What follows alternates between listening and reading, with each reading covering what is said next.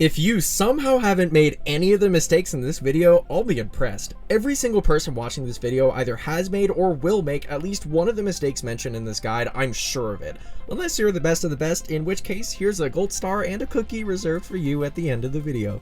As one of the most intense games on Roblox by far, it's no surprise that many of the game's curses, enemies, and mechanics are easily misunderstood. That's why in this video, we're going to establish some of the most common Nullscape mistakes I've seen and how to fix them. For every mistake, I will give extensive, in-depth examples on how to fix it, which will help you understand Roblox's craziest collectathon roguelite much more.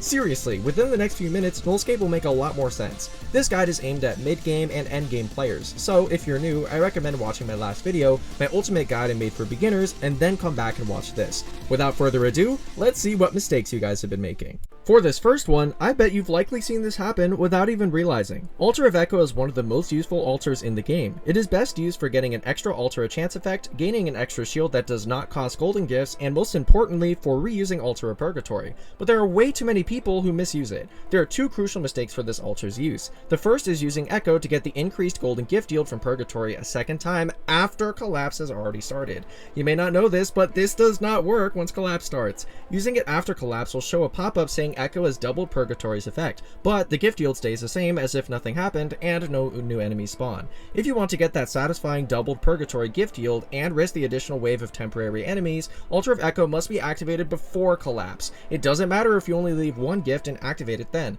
As long as it's before Collapse, you're good. The second mistake is using Altar of Echo to get an additional use out of Altar of Purgatory's Revive variant. As mentioned in my previous videos, Altar of Purgatory's Greed version switches over to the Revive version once 50% of all gifts are collected, with the Revive variant available until 90% of all gifts are collected. Here's the thing though, regardless of the amount of gifts you have, you cannot echo Altar of Purgatory's Revives. When echoing Purgatory, it only echoes the Greed variant. Now that you know this, I hope to see a lot less people making this mistake in game. The game genuinely doesn't explicitly tell you any of this info anywhere. It's no surprise that these next mistakes are so common. High rises are one of the least common, most dangerous biomes in the game. Generating at level 18 onwards, these structures scale insanely high and require you to go all around it just to collect all the gifts. They collapse all at once and are so difficult to traverse that the devs gave you an extra double jump whenever you're scaling a high rise. Says a lot about the difficulty, huh? The mistake for these is how many players don't realize the best way to approach them, which I hope to clarify right now. The first is about jump pads. Razor Bloom is one of the most popular and commonly selected greater curses, as it is one of the most doable. However, high rises complicate things. Aside from the limited purple jump pads that spawn as part of the high rise structures, jump pads, trio orbs, and grapple points do not naturally generate around high rises. The only exception is at the very bottom, where you might see one or two around the base or near the bridge connecting two towers together. This means you have to be hyper vigilant once you notice Razor Bloom land on your head. Always be aware of the locations of jump pads and be ready to use them. The next strategy is about timing. You should be starting to scale these high rises when it is easiest to do so. Let's say you're in a party lobby of 20 people. If you see a high rise, you should ideally get it over with immediately. Why? Because any enemies will be distracted by how many other people there are. The sooner you do it, the less enemies you have on you while scaling upward. Waiting to do them can create very messy LMSs or levels where the last people alive simply cannot locate the last gifts for a while. Do it sooner rather than later. The last thing is a little niche. You can actually replenish double jumps in the windowsills of the high rises. I genuinely had no idea if this is a dev oversight or intentional, but as of the day of posting this video, you can recover all double jumps by positioning yourself as shown on screen just now. With all that in mind, I hope you have a better idea on how to approach high rises and to prevent dying here as often. This next mistake is where I would argue that even some endgame players easily mess up. Purgatory altars are the way to get the highest golden gift amounts and to get the best upgrades fastest. Using them, even very frequently, is not in itself a mistake and is often the difference between insanely good runs and runs which instantly fail. That being said, there is a time and place for these altars. I often see players finger mash their F keys the moment they walk past Purgatory for the smallest fraction of a second, but in reality it's not a good idea at all. To be more clear, altars of Purgatory should not be used if the run is already in shambles. Shambles meaning that the run is at a huge risk of ending already.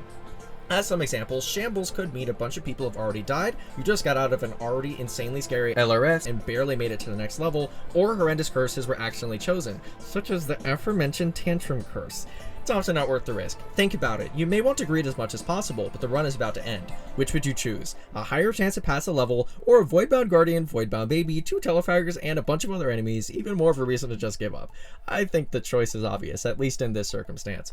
The new sigil enemy proves my point even further. Bro is terrifying and is a massive threat when it comes to Purgatory nowadays. In all seriousness though, I am by no means discouraging Purgatory altars. I again want to reiterate that they are the way to get the most upgrades early and can significantly boost the survival chances of your run. I am simply advocating for them to not be used if the run is about to end or if it's already struggling, since I have witnessed runs ending due to risky Purgatory uses way too much lately. Hopefully this makes sense.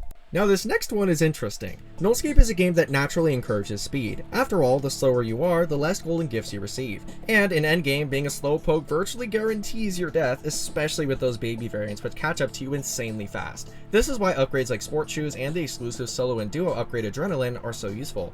Even so, you don't always want to be going fast. Although I am not discouraging speed by any means, going fast in the wrong situations is a mistake many players make. This is why not everyone likes Matrix Tetrahedron, for instance. If you're going too fast without paying attention, it leaves you prone to dying much more. For instance, trip mines can be lethal with high speed. That doesn't require much explanation. Grind rails can create insane levels of momentum, which can have you go much faster than intended even after hopping off the rails. Sea mines do the same thing, and unless you're using them for safe mobility, you need to prevent running into them by either activating it with your ability or bonking it accidentally. And finally, in terms of going too fast, Telefragger is probably the king of destroying players. Here's a perfect example of me on screen being a little too eager to leave, and Telefragger got me just as I was at the beacon. He's my op now, bruh.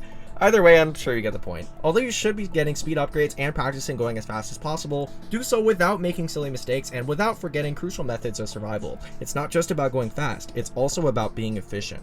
Unless you want to get got by 500 warts, don't make the mistake of not subscribing. I go by Fox's Rock and I upload several high quality, info heavy, high value videos every month on various Roblox games. I would love to have you be a part of my community. It's said that anyone who subscribes because of or likes this video specifically has exactly a 13.89% increased chance of getting good Ultra chance rolls.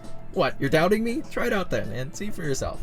But wait, don't go yet, because there's a lot more. This next mistake is something that matters a lot in endgame, with speed-oriented enemies and for certain endgame parts of the game.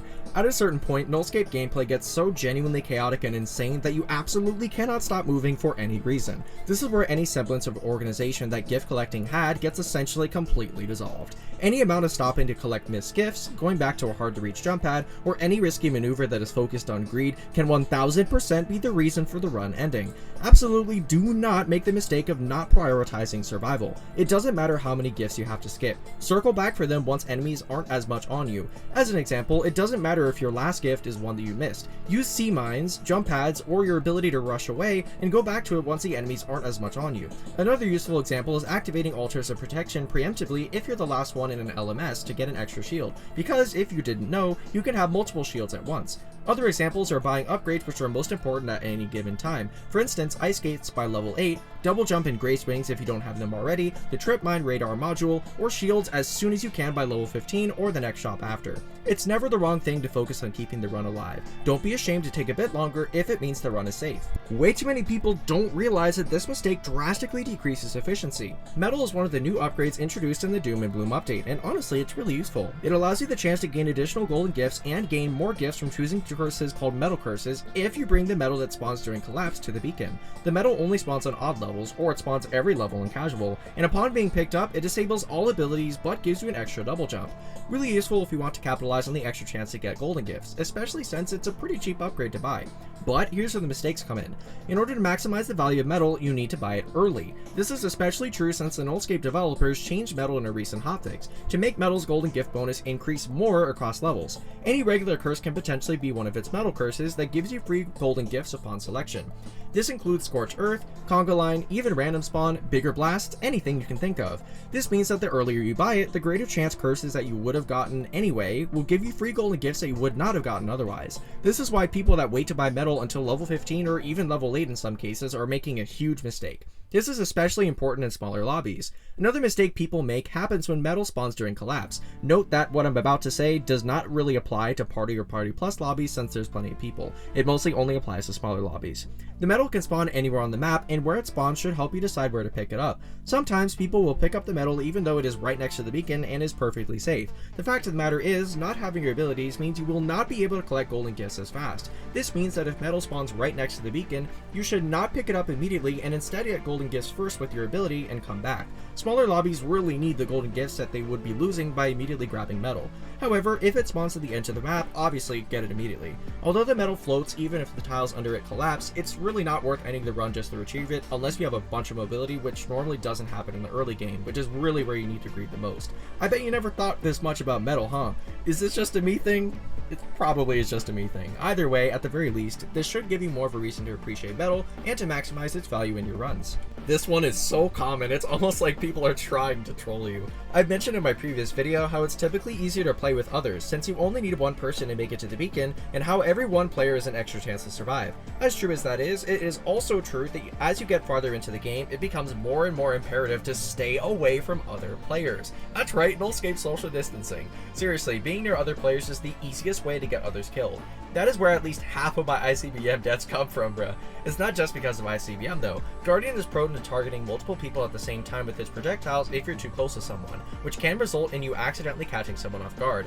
The exact same principle can be applied to the sigil enemy, since it targets the player closest to it with a massive beam that can easily hit multiple players. You can also accidentally bonk into other players and cause them to fall into the void, which is so common that the Nullscape devs literally made it into an achievement. These aren't the only examples, but if this isn't enough to prove that it's best to collect gifts alone, I don't know what is. It is usually safest to collect gifts alone, and if you encounter someone, simply let whoever was there first take that path, and the other person uses mobility to find another. There's no other way to prevent friendly fire, especially in Party Plus lobbies. This mistake can wreak havoc on your run from the inside out silently and deadly. Altar of Passage is a very useful altar, which spawns extra platforms to help you get golden gifts prior to collapse. This is especially useful when you've already activated greed Purgatory altars. However, this altar can be problematic for reasons that the game actually does not tell you as far as I know. There are many ways that people misuse Altar of Passage. Number 1, activating it with laggy players. Since this altar basically creates extra platforms everywhere on the map, it is the perfect run killer for people with high ping.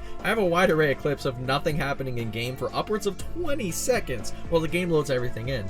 Although it eventually was no longer an issue for me, I've heard this happens to anyone with bad internet. Steer clear from them if you're already lagging. The next mistake is using Altar of Passage at the wrong time. As great as it is to get extra golden gifts, it makes no sense to use them if there are other priorities. For instance, if there are only 3 people left in a lobby with 20 people total, activating Altar of Passage is just an unrealistic level of greed that could easily end the run. The priority in that example is to get all the regular gifts as soon as possible, having someone beacon and then greeting. This is the best way to keep the run safe. This is especially true due to the fact that the game does not tell you this next thing. Any Guardians will be enraged once Altar of Passage is activated. It's different than Tantrum, don't worry, but it's still nothing to scoff at. Enraged Guardians move and shoot faster when enraged. If your run is in shambles as previously described, you should be staying away from Altar of Passage for the same reasons as the previous example. Trust me, you do not want enraged Voidbound Guardians on you. Operator is one of the easiest entities. In my opinion, he is the easiest, lowest maintenance, most safest pick out of any entity in the entire game. As if that clip doesn't prove it enough, although Operator is a very easy pick, it's absolutely not a free one by any means. But I wanted to discuss some specific things about Operator that you may not know. Usually, people immediately stop the moment Operator shows up, which is the correct move, but some assume that you have to do that, but that's not true. You actually have a relatively large grace period, about 3 seconds, before Operator actually kills you. You can even survive Operator without dying if he turns red, so long as you let go of all keys and stop abilities in time. Take advantage of this wiggle room if you need it, but obviously don't do it for too long so you don't die. I absolutely needed it in that last example since I had to glide across that gap with no double jumps or jump pads around. That's one of the many examples where you may be forced to utilize that grace period. Aside from that, there's something else that many people do without thinking that can inadvertently harden their run. We've been talking a lot about how adding certain enemies to your run allows their curses to show up in the curse pool. The same thing applies to Operator actually. Choosing him prior to level 10 increases your likelihood of getting harmful curses, since Malfunction is a greater curse that turns Operator into its Voidbound variant. This is a much harder version of Operator, which requires you to stop 3 times. Many people get overwhelmed by this guy, and for good reason, but I'm here to tell you that there's actually some rhyme and reason to this thing. Notice how it ticks by rocking its head side to side. All you need to do is pay attention to the ticks and count them. This does require basically focusing on Voidbound Operator completely, which you would have to do anyways, but it's doable. It attempts to kill you on the 21st, 33rd, and 45th tick. Every single time this is true. I'm telling you, watch endgame clips and count the ticks. You'll find that I'm right. This is another one of those entities that just becomes background noise after a while. But yeah, don't make these mistakes, and also don't get too overwhelmed by Operator. And also make sure that if you are forced to choose Operator over an enemy that really is a lot harder, don't be too afraid to do so, as long as you understand these principles. Now, I'm not going to deny that this next one is technically based on your preference, but in my opinion though, if you're doing this, you're simply making the game harder on yourself, and trust me, I say that for good reason. Nullscape has a lot of sound cues, more than you might realize, that help indicate when enemies spawn or when certain events happen in game. This includes the sound of altars being activated, husks having a jingle before spawning, baby screeches including the problem child unique sound, whether trip mines took away your subspace barrier or were simply disabled, Mart's ambient noise, even scrap moths spawn. Basically every enemy and game mechanic has some sort of sound cue you can listen out for. Even Null screeches can help you much more easily avoid getting killed. Although Null has since been removed, I really liked him. Although the devs have better plans for Null. Anyway, I digress. Due to all of this, playing either with sound low or without headphones is by far one of the most common ways people make the mistake of making the game harder on themselves. I understand not everyone can play with headphones, which is why I mentioned turning your sound high, which is definitely fine. Point is, the sound cues in this game absolutely should not be ignored and can make all the enemies a lot easier to anticipate. Get used to the sound effects and use them to your advantage. This mistake kind of relates to the last one, which you'll see why in a moment. This game has a large settings menu, probably one of the larger ones I've seen. Many people have probably skimmed through this list really quickly without looking at much, getting overwhelmed because it's a lot and not really looking at what's there. Don't worry, to be honest, I'm guilty of this too, but I'm glad I took a closer look because there are some really useful settings here. Overlooking Settings is the mistake for this one, and I wanted to highlight some of the best and most useful settings for you guys to use. The first I want to mention is a preferential setting called Alternate Colors. It's a really nice aesthetic change that turns golden gifts a bluish teal and many indicators orange. It helps for those who struggle to see trip mines and gifts, offering colors that make them all easier to make out amidst the chaos. As someone who loves orange as my favorite color, this is a really nice setting which I use from time to time. It can be slightly easier on the eyes, but also offers some goofy visuals in some cases. Aside from that, there's a toggle which allows you to see the name of the official soundtrack playing. I highly recommend this. I have it on always. I recommend turning it on to support the amazing Digital Descendant and their awesome soundtrack. Aside from that, there are enemy settings like Transparent ICBM, Reduced Tile Decoration, Voidbreaker Stored Visual Assist, and others which are all preferential settings which can make the game slightly easier depending on what you need. That Reduced Tile Decoration setting is likely one of the most useful ones. I've seen so many people lately talk about how although the decoration is gorgeous, which it is, it distracts them from properly playing. With that in mind, this setting is a no-brainer for those people. If you're one of those people, definitely make sure to turn this setting on. You can also make your game run better by disabling skybox, certain visual effects, and more. Have a look at all the settings and don't overlook them like I once did. For this one, I would argue that it feels correct, but simply isn't. I used to have this opinion before realizing I was completely and utterly wrong. Flesh is one of the many enemies of this game. Spawning starting at level 5, this enemy slowly follows you, killing you on contact if you touch it. Touching an infected tile disables abilities briefly. Now, the mistake regarding Flesh is one that I've made, as mentioned before. Since Flesh is so slow and is relatively easy to avoid since you're faster and can jump over it, I consider Flesh to be incredibly easy. I remember proclaiming this to my friends and others all the time, always preferring it over Kelowna or Guardian for instance. But when I tell you that I've died to Flesh's infected tiles more than I ever thought I would, I have permanently retracted the statement that Flesh is easy. Don't make the mistake that I did of underestimating Flesh. Here's the thing about this guy. Flesh doesn't usually directly kill you. Flesh instead acts as a support for the other enemies and as an enemy to catch you off guard. Since Flesh slows you down, it's way too easy to get caught lacking by babies, Guardian, or even Operator if timing is bad enough. There are also so many deaths, at least for me, that I forget I can't use abilities while infected and end up falling straight into the void as a result. And in endgame, Flesh's infected tile range and spread is sometimes so utterly ridiculous that it can have people drop like flies. As long as you're fast and used to Flesh, this enemy shouldn't kill you too often, but definitely don't consider it free like I once did. You will be utterly humbled. On to the next mistake, which relates to Voidbound babies and the specific rated curse called Tantrum. Choosing Tantrum is genuinely a mistake if you don't have enough speed. If you struggle with this curse or the babies themselves, you basically need upgrades like sports shoes and matrix tetrahedron, as with this curse on, you're virtually guaranteed to have babies being raged for at least 50% of any level. This is because in endgame, as discussed later in this video, you're basically forced to never stop moving. As such, it's virtually guaranteed that babies will enrage. If you're really gonna choose this curse or Voidbound babies themselves, don't unless you have a lot of speed.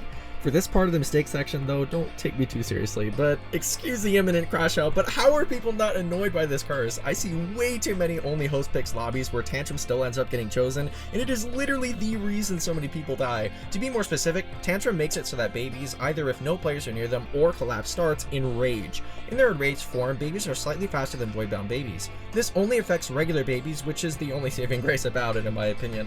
Otherwise, this curse for me is literally the most annoying curse in the game. It is no exaggeration for me to say that I also enrage when this gets chosen, bruh. Seriously, it doesn't matter what argument you make for me. Even if another curse is objectively worse than this one, I'm putting this greater curse worse than that one in the F-minus tier of any tier list that ever existed.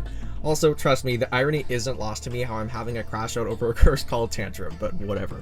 If you have any arguments as to why this curse isn't annoying, I'd love to hear it. That's a genuine challenge. Or you could simply not choose baby in the first place so that Tantrum never even shows up in the greater curse pool. Literally no one wants to hear that.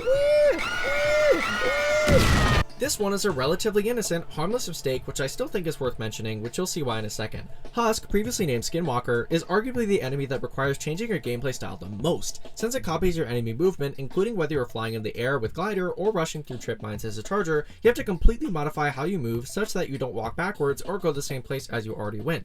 This is greatly intensified with closer Husk, Congo Line, and especially Husk Express in later game. All curses which are arguably not too bad if you're used to playing with Husk, but can still be an easy deal breaker for many players. The mistake in question is habitually walking backwards. When you don't have a Husk, it's certainly nice to have the option to walk backwards, but doing so, especially if you don't play with Husk often, will leave you very susceptible to getting easily predicted by Husk and flooding the chat with those goofy Husk death messages.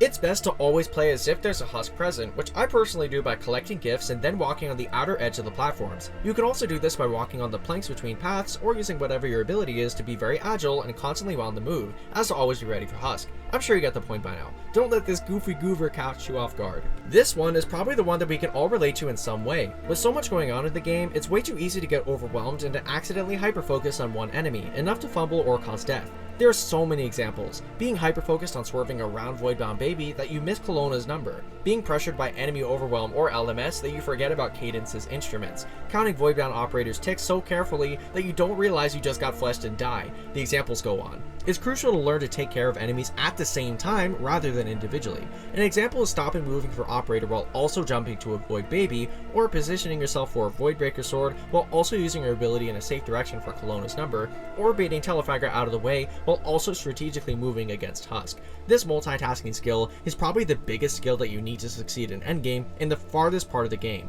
Not multitasking is sort of an unavoidable mistake without continuing to play and gaining experience, though I'm going to offer a metaphor that helped me not think it's as bad, and perhaps it'll help you too.